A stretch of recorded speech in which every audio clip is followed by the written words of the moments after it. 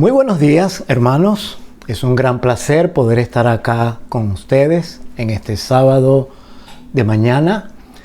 La distancia, por supuesto, nos separa. Yo estoy en Charlotte, Carolina del Norte. Ustedes están allá en Venezuela, entiendo, en San Antonio de los Altos. Es mi placer poder estar acá para predicar este mensaje a la hora del culto divino.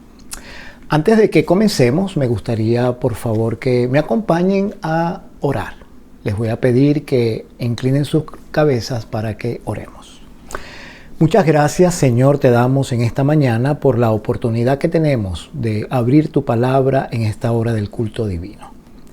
Gracias, Señor, por la presencia de los hermanos. Gracias porque también contamos con la presencia del Espíritu Santo, que es quien nos ayuda a entender tu palabra. Vamos a abrir tu palabra y por lo tanto invocamos, Señor, de una manera especial tu presencia para que tu nombre pueda ser glorificado. Muchas gracias en el nombre de Jesús. Amén. Bien, hay muchas cosas que podemos predicar acerca de la Biblia. La Biblia es un libro lleno de incontables historias que tienen incontables lecciones. También vemos en la Biblia salmos, vemos poesía, vemos profecía y vemos una cantidad de otros estilos literarios que la gente pues tiene la oportunidad de estudiar en sus momentos de culto, de devoción personal.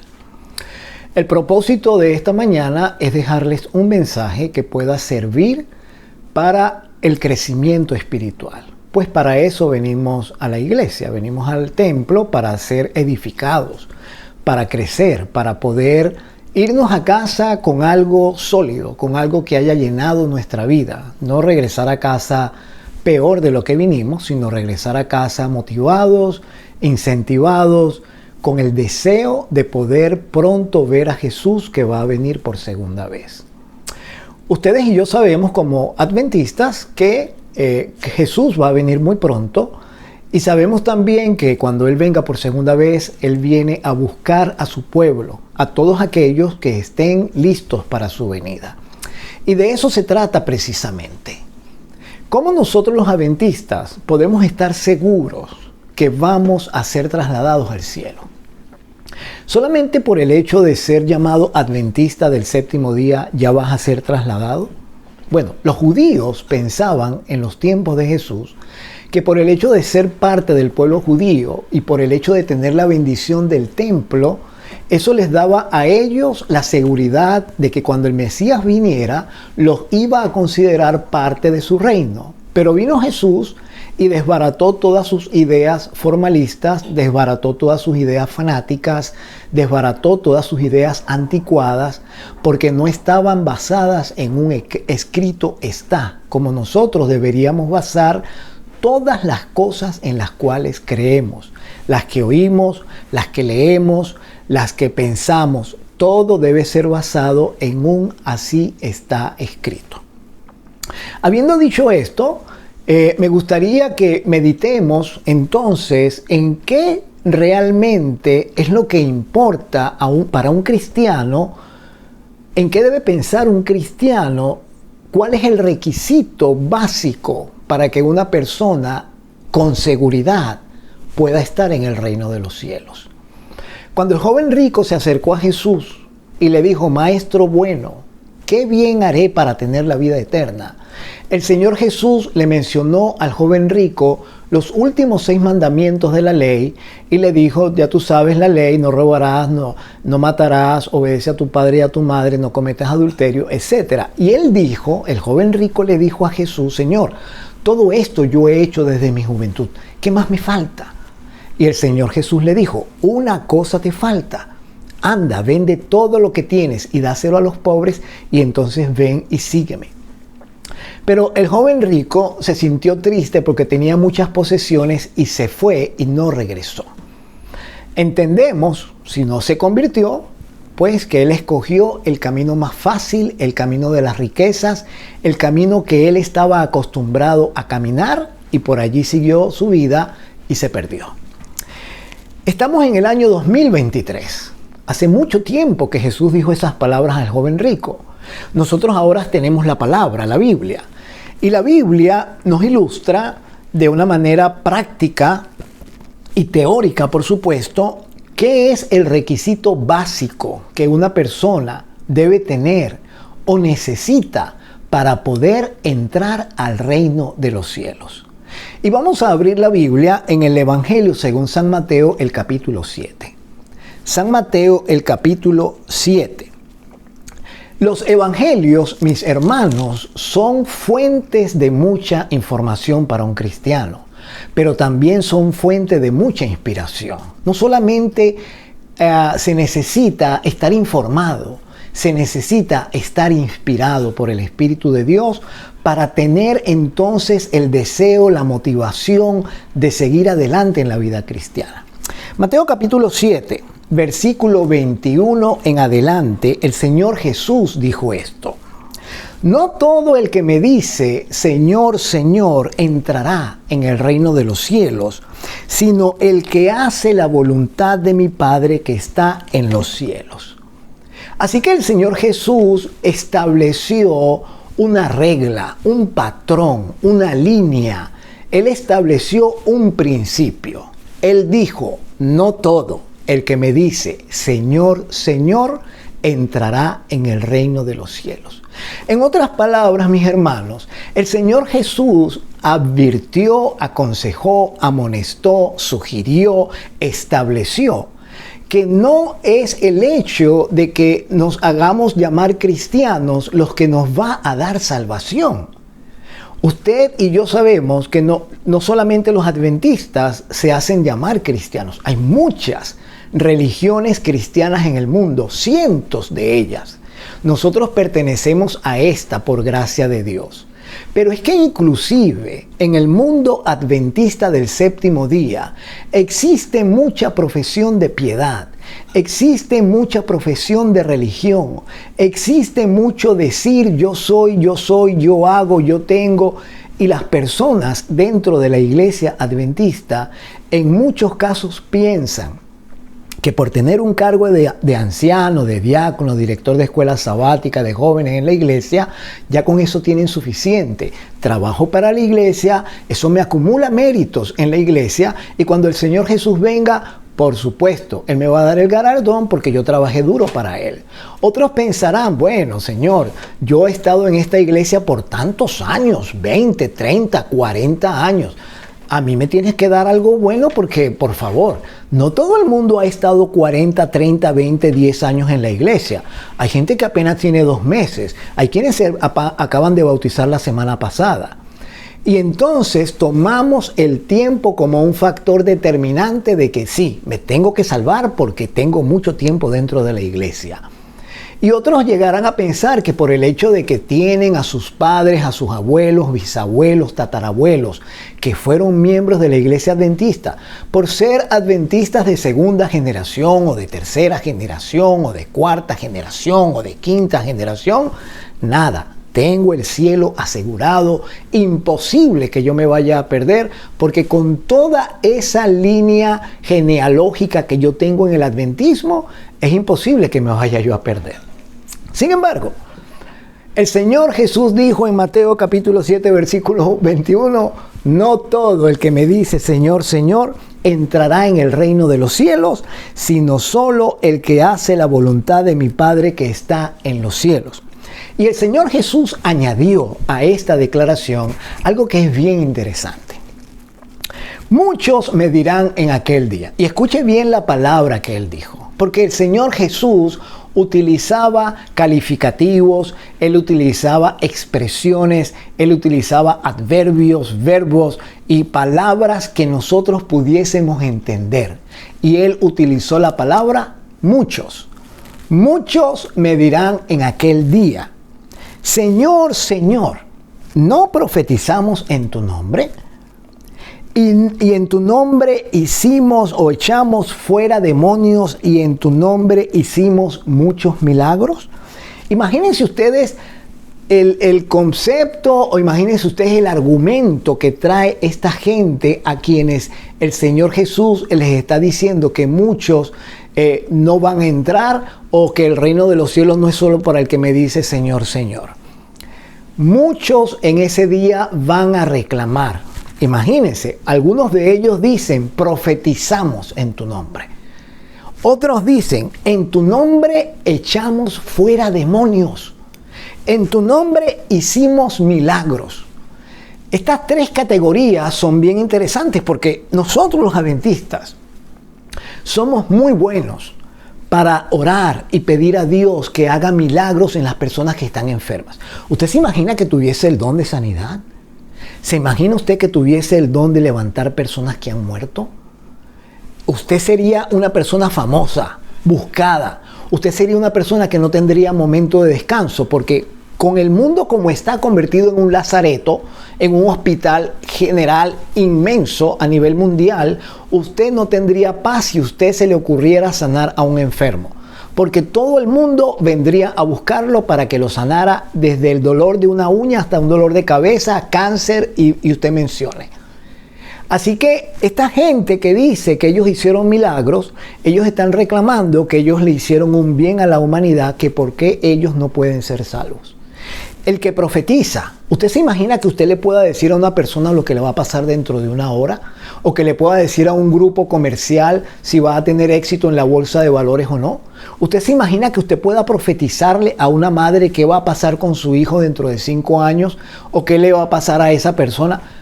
Usted sería una persona muy famosa. Usted sería una persona muy buscada si usted pudiese profetizar en el nombre del Señor las cosas que van a suceder. Y el otro argumento es, Señor, ¿no echamos demonios en tu nombre? Bueno, eso de echar demonios es un asunto que asusta a mucha gente, inclusive a ministros, pastores de la iglesia. Se asustan cuando saben que una persona está endemoniada. ¿Qué tal que usted tuviese el don de echar demonios? Yo recuerdo una anécdota bíblica. Jesús estaba en el monte de la transfiguración con sus 3 discípulos, a quienes él siempre llamaba más, y Pedro, Santiago y Juan. Y de repente ellos estaban allí, y cuando terminaron de estar en el monte, ellos bajaron y había un tumulto de gente, y sus discípulos estaban un poco confundidos porque vino un padre con un muchacho que estaba endemoniado y le pidió a los discípulos de Jesús, que ya habían ido a predicar, que se suponía que tenían el Espíritu de Dios, le pidió a ellos que por favor sacaran el demonio de su hijo. ¿Y qué creen? No pudieron sacar el demonio del muchacho. Y cuando Jesús se acercó, el padre le dijo, le pedí a tus discípulos que por favor me ayuden a mi hijo porque viene un demonio y lo echan en el fuego y en el agua y lo quiere matar, y no pudieron. Y el Señor Jesús dijo, esta generación tan incrédula, ¿hasta cuándo voy a estar con ustedes? Y entonces el Señor Jesús echó al demonio fuera. Mis queridos, la Biblia dice que ni siquiera el echar demonios es una garantía de que tú vas a estar en el cielo. No es sacar demonios, no es hacer milagros, no es ser profeta. Entonces, si no es echar demonios, si no es hacer milagros, y si no es profetizar, ¿qué es o cuál es el requisito que el Señor estableció como regla general, como evidencia definitiva, como aquello que tú tienes la garantía de que vas a estar en el reino de los cielos? Bueno, vamos a buscarlo, eso lo vamos a encontrar en el libro de San Lucas. En el libro de San Lucas, allá en el capítulo, Lucas capítulo 10, y vamos a leer desde el versículo 17, Lucas capítulo 10 desde el versículo 17. Escuchen esto, el Señor Jesús envió a 70 a predicar el evangelio, y dice, volvieron los 70 con gozo, diciendo, Señor, aún los demonios se nos sujetan en tu nombre. Ahora se dan cuenta ustedes lo que pasa cuando una persona tiene el Espíritu de Dios y puede echar demonios, que se siente gozoso de saber que ha estado haciendo la obra de Dios porque ha echado demonios. Y el Señor Jesús les dijo, yo veía a Satanás caer del cielo como un rayo. En otras palabras, Jesús está diciendo, el reino de Satanás está cayendo. Y luego dice, he aquí, os doy potestad degollar serpientes y escorpiones, y sobre toda fuerza del enemigo, y nada os dañará. Quiere decir que el Señor le dio a los discípulos un seguro de vida celestial, y les dijo: ustedes van a tener autoridad sobre todo demonio, espíritu y cosa mala, nada los podrá dañar. ¡Wow! Eso es mucho, ¿sí o no? Eso es mucho. Pero escuchen lo que dijo después. En el versículo 20, él dice: pero no os regocijéis de que los espíritus se os sujetan. ¿Cómo, Señor? ¿Que no me sienta feliz de que un espíritu del mal se me sujeta? Por supuesto que me alegra. Por supuesto que me alegro de ver que una persona queda libre de un espíritu de demonio. Pero el Señor Jesús dijo: no os alegréis de eso. Y luego dijo: regocijaos de que vuestros nombres están escritos en los cielos. ¡Oh! Entonces, el verdadero regocijo para un cristiano no es el hacer milagros, el profetizar o el echar demonios. El verdadero regocijo, la verdadera fuente de gozo de un cristiano es saber que su nombre está escrito en los libros celestiales, en los libros del cielo. Vamos a buscar Éxodo capítulo 17 y versículo 14. Y vamos a leer un poquito lo que la Biblia tiene que decirnos acerca de libros celestiales.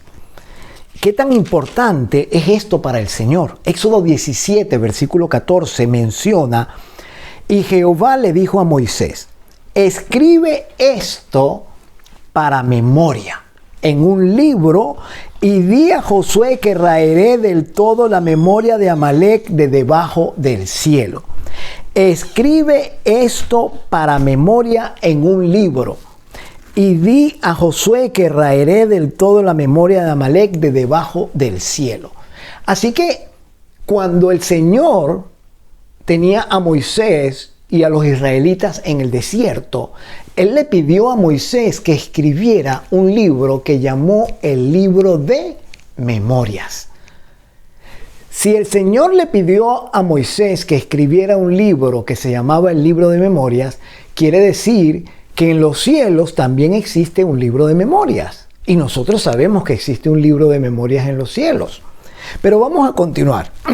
Éxodo 24, versículo 7. Éxodo capítulo 24, en el versículo 7, la Biblia dice así: y tomó el libro del pacto y lo leyó a oídos del pueblo, el cual dijo: haremos todas las cosas que Jehová ha dicho y obedeceremos.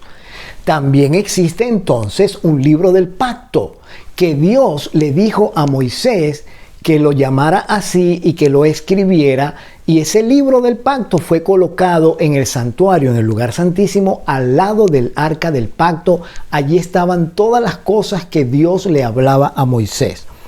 En el libro de Éxodo también, en el capítulo 32, yo espero que ustedes me estén siguiendo con su Biblia y que estén leyendo los textos.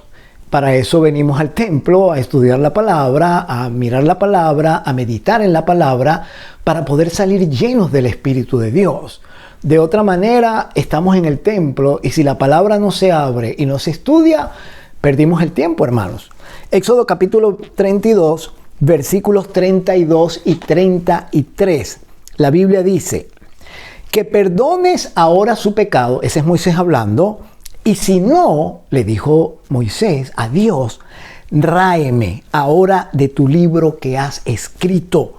Y Jehová respondió a Moisés: al que pecare contra mí, a este raeré yo de mi libro. Quiere decir que en el cielo, hermanos, ese libro del cual Jesús le habló a sus discípulos: gozaos de que vuestros nombres estén escritos en los cielos. Ese libro es un libro donde está tu nombre y el mío. Pero también ese libro dice, o no es que el libro dice, el Señor le dijo a Moisés que el nombre tuyo en ese libro puede ser removido. No es que escriben tu nombre en el libro del cielo y se queda allí hasta que Jesús viene, no. El nombre puede ser removido, dice la Biblia: al que pecare contra mí, a ese yo borraré o raeré del libro. Vamos a leer Deuteronomio capítulo 31, Deuteronomio Moisés escribió mucho acerca de los libros de Dios. Deuteronomio en el capítulo 31, y vamos a leer el versículo 26 de Deuteronomio, capítulo 31.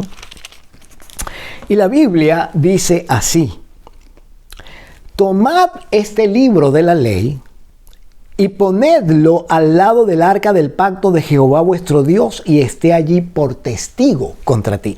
Entonces, hermanos, ¿se dan cuenta? No solamente se trata de que nuestro nombre esté escrito en un libro en el cielo, no solamente se trata de que haya libros de memorias en el cielo, no solamente se trata de que esos libros son como los nombres nuestros escritos en esos libros son como especie de un pacto con Dios, sino que también la Biblia dice que esos libros van a atestiguar contra nosotros o a favor de nosotros, dependiendo las cosas que estén escritas allí acerca de nosotros. Hay mucho que decir acerca de esto. Sin embargo, yo quiero que vayamos al libro de Daniel,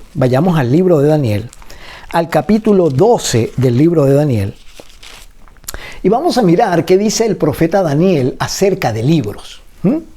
Y vamos a leer desde el versículo 1 de Daniel, capítulo 12, y dice la palabra, les voy a dar unos segundos para que consigan, Daniel, capítulo 12, comenzando en el versículo 1, muy bien, ok, y dice la Biblia: en aquel tiempo se levantará Miguel, el gran príncipe que está de parte de los hijos de tu pueblo, y será tiempo de angustia, cual nunca fue desde que hubo gente hasta entonces. Y ahora, escucha bien, presta mucha atención a lo que va a decir la Biblia en la segunda parte de este versículo. Pero en aquel tiempo, hablando del tiempo cuando habrá el tiempo de angustia, todavía eso no ha llegado. Pero en aquel tiempo será libertado tu pueblo. Quiere decir, mis hermanos, que Jesús le dijo a Daniel que iba a venir un tiempo de angustia, y que cuando el tiempo de angustia llegase, Miguel, es decir, Cristo, él se iba a levantar. Ustedes saben que en la Biblia el nombre Miguel es el nombre de Jesús, es uno de los nombres de Jesús. Y en el hebreo el nombre Miguel, Micael, quiere decir ¿quién como Dios? ¿Quién como Dios se va a levantar en el tiempo de angustia y va a librar al pueblo de Dios? Y entonces hay una condición para poder ser libertado, y dice: todos los que se hallen escritos en el libro. Ahora entendemos, ahora vemos cómo Daniel y Lucas estaban completamente de acuerdo, porque cuando Jesús dijo: no os regocijéis de que los espíritus se os sujetan, regocijaos de que vuestros nombres estén escritos en los libros, Daniel dice que cuando Miguel se levante para liberar al pueblo de Dios, él solamente va a librar a los que estén escritos en el libro de la vida. Dice el libro de Apocalipsis en el capítulo 21, Apocalipsis, el capítulo 21, y el versículo 27, Apocalipsis capítulo 21, versículo 27, un libro muy fácil de conseguir porque es el último libro de la Biblia, dice, no entrará en ella, hablando de la santa ciudad, no entrará en ella ninguna cosa inmunda o que hace abominación y mentira, sino solamente los que están inscritos en el libro de la vida del Cordero. Ahora vemos, hermanos, que en el cielo hay un libro que se llama el libro de la vida, es el libro de la vida del Cordero, y solamente aquellos que estén escritos en el libro de la vida del Cordero, esos van a poder entrar por las puertas de la santa ciudad. No son aquellos que hacen milagros, no son aquellos que profetizan, no son aquellos que echan fuera demonios, aunque nada de esto es malo, y por supuesto que puedes tú ser investido con el poder de Dios para realizar cualquiera de estas labores. No es eso la base de la salvación. La base de la salvación es Cristo. Y cuando nosotros aceptamos al Señor Jesucristo, nuestros nombres son escritos en el libro de la vida. Pero para que nosotros podamos tener salvación, no son las obras que hacemos lo que garantiza que nosotros nos vamos a salvar. Porque si fuese por las obras, mis hermanos, entonces el sacrificio de Cristo de nada sirvió. Nosotros vamos a ser salvos por fe, por medio de la gracia. Y vamos a ser salvos porque esa fe aferrada a Jesucristo va a mantener nuestros nombres escritos en el libro de la vida, porque si nosotros insistimos en pecar, nuestros nombres deben ser sacados del libro de la vida y el libro de memorias va a constatar que nuestros nombres no tenían por qué estar escritos en el libro de la vida debido a los actos pecaminosos que nosotros cometíamos. Ahora, entiéndase que acto pecaminoso no quiere decir robar, matar, adulterar, idolatrar, desobedecer a los padres. Esos no son los únicos actos pecaminosos que existen. Eso todo está en la ley. Pero también estando dentro del pueblo de Dios, estando dentro de la iglesia, tú podrías cometer actos pecaminosos, entre comillas, que son santos. Son santos porque los haces dentro de la iglesia, ¿verdad? Tú podrías transgredir el sábado guardando el sábado. Tú podrías mentir simplemente por el hecho de que te conviene mentir, una mentirita, y como pues es una mentirita blanca, el Señor no te va a culpar por eso. Tú podrías codiciar a la mujer de tu prójimo o al hombre de tu mujer, de su mujer, sin necesidad de llegar con él a un acto sexual, y tú dirás, bueno, eso no es ningún problema, solamente la vi, solamente pensé en ella, solamente la codicié.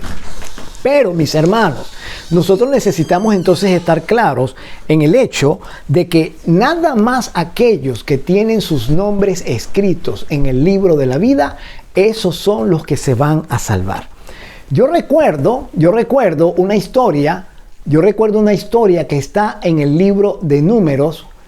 Yo recuerdo una historia que está en el libro de Números, en el capítulo 22. Déjenme ver si podemos encontrar esa historia.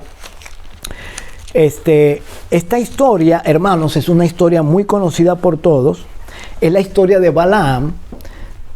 Allí está la historia de Balaam, quien se quiso justificar, y Balaam era un profeta de Dios, y él se quiso justificar con Dios. Si escuchan ese ruido es que el tren está pasando, así que no le hagan caso. Balaam, un profeta de Dios, él quiso negociar con Dios acerca de una bendición o maldición que él quería darle a Israel, y él, siendo profeta, él quiso sobornar a Dios, y lo sobornó orando.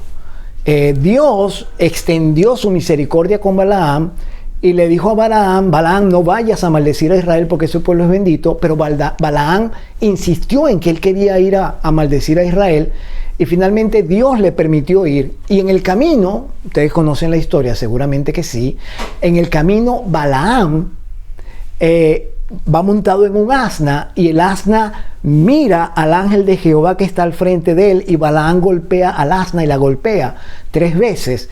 Y finalmente Dios le abre la boca al asna para que le diga a Balaam lo que está pasando.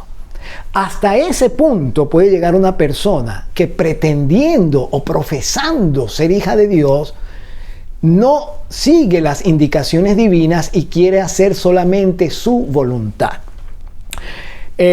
Balaam finalmente se perdió, pero el punto es que nosotros, por el solo hecho de ser llamados adventistas, no por eso nosotros tenemos asegurada nuestra salvación. Déjenme mirar el tiempo, porque yo sé que no tengo toda la mañana para predicarles. Aun cuando estoy aquí, nosotros estamos pendientes del tiempo para no pasarnos. Entonces, volvemos a Apocalipsis y vamos a mirar el capítulo 13 de Apocalipsis. Capítulo 13 de Apocalipsis es uno de los capítulos reveladores proféticamente de lo que sucederá en este tiempo final. Y dice en el libro de Apocalipsis, en el capítulo 13, empezando en el versículo 4, lo siguiente. Y adoraron al dragón que había dado autoridad a la bestia, y adoraron a la bestia, diciendo, ¿quién como la bestia? ¿Quién podrá luchar contra ella?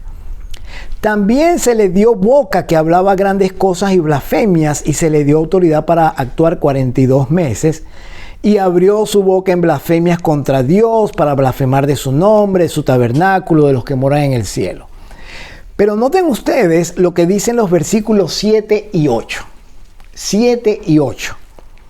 Y se le permitió hacer guerra contra los santos y vencerlos.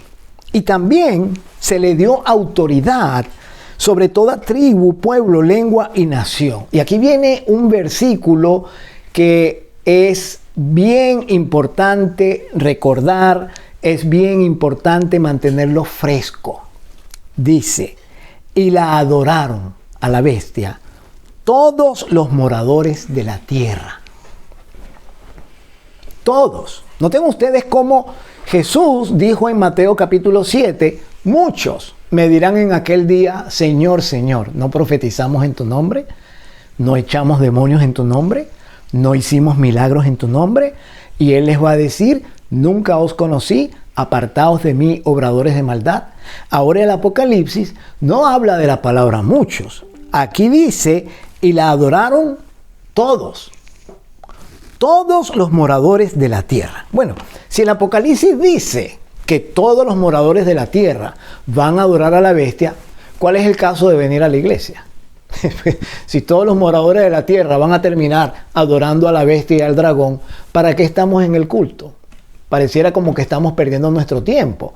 Pareciera como que nosotros simplemente estamos acá y venimos a adorar a Dios, pero al fin y al cabo todos nos vamos a perder porque todos vamos a terminar adorando a la bestia. Eso pareciera que dice la Biblia, porque dice, y la adoraron todos los moradores de la tierra. Pero note usted cómo termina el versículo. Dice, cuyos nombres no estaban escritos en el libro de la vida del Cordero, que fue inmolado desde el principio del mundo. Ahora el versículo le da una vuelta a lo que se dice en la primera parte. En la primera parte dice, la adoraron todos los moradores de la tierra. Pero en la segunda parte dice, solo aquellos cuyos nombres no estaban escritos en el libro de la vida del Cordero. Ahora, mis hermanos, viene la pregunta de las preguntas. Si esto es así, y es que Apocalipsis lo está diciendo, y si Apocalipsis lo está diciendo, y si Daniel dice que cuando se levante Miguel, él vendrá a librar a su pueblo, es decir, a los que estén escritos en el libro. Y si el Señor le dijo a Moisés, escribe las cosas en un libro de memorias. Y si el Señor le dijo a Moisés que los libros iban a ser testigos en el cielo. Y si la Biblia habla profusamente acerca de los libros celestiales y de la importancia que tiene el que nosotros tengamos nuestros nombres escritos en el libro de la vida, la pregunta de las preguntas es, ¿cómo sé yo? ¿Cómo sé yo que mi nombre está allí? ¿Cómo lo sé? Yo me bauticé en esta iglesia, dirás tú, diré yo, hace tantos años, vengo a la iglesia sábado tras sábado. Es obvio que no todo el que va a la iglesia el sábado va a la iglesia por el verdadero motivo. Hay motivos de motivos. Hay personas que llegan a la iglesia solo por costumbre, otros van a la iglesia porque sus padres los obligan, otros van a la iglesia porque quieren encontrarse con un amigo o una amiga, otros van a la iglesia porque tienen responsabilidades en la iglesia, son ancianos, son diáconos, tienen cosas que hacer en la iglesia. Pero están en la iglesia, ¿verdad? El punto es que están allí en la iglesia y llevan su Biblia. Bueno, ahora mucha gente no carga Biblia, carga un celular, una tableta, qué sé yo. Pero el punto es que llevan algo donde leer la Biblia y van a cantar, aunque algunos no paran en el santuario, se la pasan caminando de aquí para allá y de allá para acá. Bueno, de todos modos están allí, ¿verdad? Están en el cuerpo de la iglesia, es sábado, se vistieron para el sábado y algunos lamentablemente se visten el sábado para competir, ¿no? Para competir con el vestido de la otra o con el traje del otro o con la moda de aquel, o con la moda de aquel, para no quedar atrás, ¿no? Algunos hacen eso también. En la iglesia hay de todo, de todo. El punto es, hermano, el punto es, ¿cómo estás tú seguro?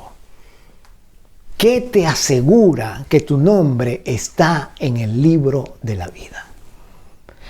¿Cómo puedo yo, un cristiano adventista o un cristiano de la rama que sea, estar seguro que mi nombre aparece en el libro de la vida y que no ha sido borrado del libro de la vida?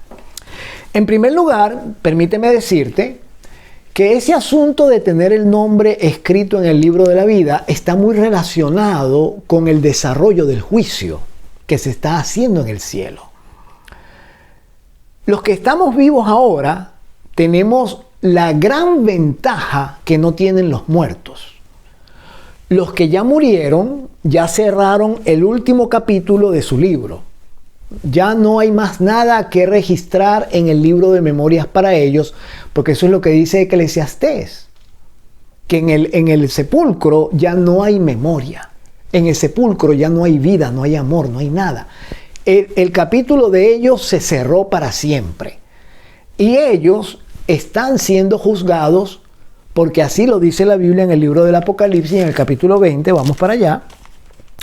En el capítulo 20 del libro de Apocalipsis dice en el versículo 4, y vi tronos y se sentaron sobre ellos los que recibieron facultad de juzgar, y vi las almas de los decapitados por causa del testimonio de Jesús y por la palabra de Dios, los que no habían adorado a la bestia ni a su imagen, que no recibieron la marca en sus frentes ni en sus manos, y ellos vivieron y reinaron con Cristo 1000 años. Y entonces dice, habla de los otros muertos. Los otros muertos no volvieron a vivir sino hasta que se cumplieran los 1000 años. Bueno, ninguno quiere estar en esa resurrección, ¿verdad? Porque esa es la resurrección después del milenio, esa es la resurrección de los impíos. Y luego dice el versículo 6, bienaventurado y santo el que tiene parte en la primera resurrección, la segunda muerte no tiene potestad sobre ellos. Quiere decir que en el cielo ahora mismo se está haciendo un juicio a los muertos. Nosotros los vivos tenemos el privilegio, la oportunidad, la gran ventaja que todavía no ha llegado el momento de nuestro juicio. Y como no ha llegado el momento de nuestro juicio, lo único que existe hasta ahora de nosotros en el cielo es un libro de memorias en el cual están registradas todas las cosas que nosotros hacemos, decimos y pensamos. Ahora, esto es muy interesante porque tú me vas a decir a mí, o tú vas a poder, seguramente estás pensando, bueno, pero es que hasta mis pensamientos, y sí, hasta tus pensamientos están escritos en el libro de memorias. Disculpen. Entonces, ¿qué es lo que nosotros tenemos que hacer? En primer lugar, asegurarnos que el libro de memorias esté lleno con las cosas que al Señor le gustaría que lo llenaran. No lleno de mis cosas, de mis ocupaciones, de mis preocupaciones, de mis gustos, mis caprichos, sino que esté lleno de aquello que el Señor me inspire a hacer para Él. El libro de memorias. Vamos al libro de Ezequiel. Libro de Ezequiel capítulo 9. Allí está una visión de Ezequiel en la cual él mira a su iglesia, él mira al pueblo de Dios, y hay una obra de sellamiento que está muy ligada a tener tu nombre en el libro de la vida, porque si tú tienes tu nombre en el libro de la vida, tú vas a ser sellado, o tu nombre se va a quedar en el libro de la vida si eres sellado. Esa es la relación. Y dice en el capítulo 9 de Ezequiel que venían 6 varones, es una visión en el santuario, y entre estos 6 varones que venían para destruir, había uno que venía en misión diferente. Y le dijo el Señor, vamos al versículo 3, la gloria de Dios de Israel se elevó de encima del querubín sobre el cual había estado al umbral de la casa, y llamó Jehová al varón vestido de lino que tenía a su cintura el tintero de escribano, Y Jehová le dijo, pasa por en medio de la ciudad, por en medio de Jerusalén, y pon una señal en la frente a los hombres que gimen y claman a causa de las abominaciones que se hacen en medio de ella. Entonces, mis hermanos, solamente aquellos que viven una vida consciente del tiempo en que vivimos, no estamos viviendo tiempos de jugar a la iglesita, estamos viviendo tiempos serios, tiempos delicados, estamos viviendo en un tiempo solemne. Nosotros sabemos que estamos por doblar la esquina y que el tiempo de angustia está a las puertas. Entonces, ¿qué vamos a hacer? Asumir la actitud de aquellos que van a ser sellados, gemir y clamar. Tenemos que orar más. Tenemos que tomar la palabra, hermanos, y estudiar la palabra. Hebreos, el capítulo 4 y el versículo 12, es un texto que a mí me fascina. Hebreos, el capítulo 4 y en el versículo 12, el apóstol Pablo, que fue el que predicó este sermón de Hebreos, él dijo, porque la palabra de Dios es viva y eficaz y más cortante que toda espada de dos filos, y penetra hasta partir el alma y el espíritu, las coyunturas y los tuétanos, y discierne los pensamientos y las intenciones del corazón. Nosotros tenemos que regresar al estudio de la palabra y a la oración. Eso nos va a garantizar a nosotros que se puedan cumplir las palabras que el Señor Jesús dijo en San Juan en el capítulo 15. En San Juan, en el capítulo 15, el Señor Jesús dijo, yo soy la vid verdadera y mi Padre es el labrador, comenzando en el versículo 1. Todo pámpano que en mí no lleva fruto lo quitará, y todo aquel que lleva fruto lo limpiará para que lleve más fruto. Ya vosotros estáis limpios por la palabra que os he hablado. Permaneced en mí, dijo Jesús. Allí está el secreto para que tu nombre se mantenga en el libro de la vida. El Señor Jesús dijo, permaneced en mí. Y yo, dijo él, en vosotros. Como el pámpano no puede llevar fruto por sí mismo si no permanece en la vid, así tampoco vosotros si no permanecéis en mí. Yo soy la vid, dijo Jesús, vosotros los pámpanos. El que permanece en mí y yo en él, este lleva mucho fruto. Y entonces el Señor Jesús cerró con broche de oro su discurso porque dijo, porque separados de mí nada podéis hacer. Nada es nada. Nada es lo contrario de todo. Con Él todo lo puedo en Cristo que me fortalece. Sin Él nada podemos hacer. Así que, hermano, lógicamente ya tú sabes cuál es la decisión que debes tomar hoy. La decisión que debes tomar hoy es la de permanecer en el Señor. ¿Y cómo voy a permanecer yo en el Señor? Rompe tus hábitos. Rompe tus hábitos de desidia, de flojera, de apartamiento, de indiferencia, de costumbre, de rutinas. Rompe esos hábitos que te tienen atados a las tradiciones, aun cuando parecieran ser santa. Rompe los hábitos de flojera, de no querer estudiar la palabra. Rompe el hábito de no querer orar. Acaba tú con el hábito de estar creyendo todo lo que escuchas y métete a estudiar la Biblia y a buscar en la palabra las razones verdaderas que Dios quiere que tú tengas en tu mente. Rompe, acaba con tradiciones, acaba con mitos, acaba con repetideras de cosas que no tienen sentido. Busca al Señor por ti mismo. No dependas de terceros para vivir una vida cristiana. No dependas del pastor, ni del anciano, ni del hermano consagrado o la hermana consagrada. No dependas de nadie para estar cerca del Señor. Sé tú mismo y busca a Dios por tu propia cuenta. Abre la palabra. No estamos en los tiempos de la Edad Media, hermano, cuando los sacerdotes tenían que explicarle la Biblia al pueblo. Estamos en el siglo XXI, por favor. El tiempo de angustia está a la vuelta de la esquina.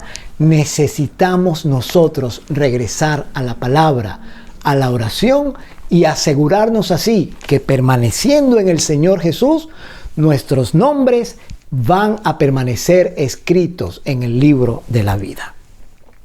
Yo quiero invitarte esta mañana a que tú tomes la mejor decisión de tu vida hoy. Y la mejor decisión de tu vida es permanecer en el Señor. El libro de la vida existe. Tu nombre está escrito allí. No permitas que sea borrado. No dejes que el Señor, Él no lo quiere hacer, pero no permitas que por tu vida el Señor tenga que quitar tu nombre del libro de la vida y te vayas a perder después de haber pasado tanto tiempo comulgando con Dios. Así que, hermano, yo te invito a que oremos. Ponte de pie y vamos a orar. Vamos a pedirle a Dios que nos dé fortaleza, valentía, porque la Biblia dice que el reino de los cielos se hace fuerte y solo los valientes lo arrebatan.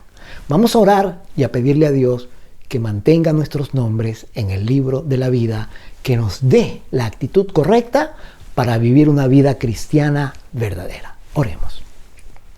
Padre, muchas gracias por tu palabra. Y gracias, Señor, porque tú tienes el control de todo y en el cielo tu interés mayor es que nosotros permanezcamos en el libro de la vida que tú tienes escrito. Ayúdanos como hijos tuyos a romper hábitos de desidia, de flojera, de indiferencia, de apatía, hábitos de repetición, de rutina, cualquier hábito maligno que nos está separando de ti. Y ayúdanos a regresar al estudio de la palabra, a la oración, porque es la única forma como podemos permanecer en el Señor. Danos pues este gozo de que nuestro nombre esté escrito en el libro de la vida del Cordero. Nos ponemos en tus manos y agradecemos, Señor, que perdones nuestros pecados y nos des una vida diferente, pero de verdad. Lo pedimos y lo agradecemos en el nombre de Jesús. Amén. Hermanos, Dios te bendiga. Muchísimas gracias por el privilegio de la predicación. Dios te guarde, Dios te ama. Y muy pronto, hermanos, ya no va a haber más distancias. Nos vamos a ver pronto, juntos en el reino de los cielos. Asegúrate que tu nombre se mantenga en el libro de la vida. Bendiciones.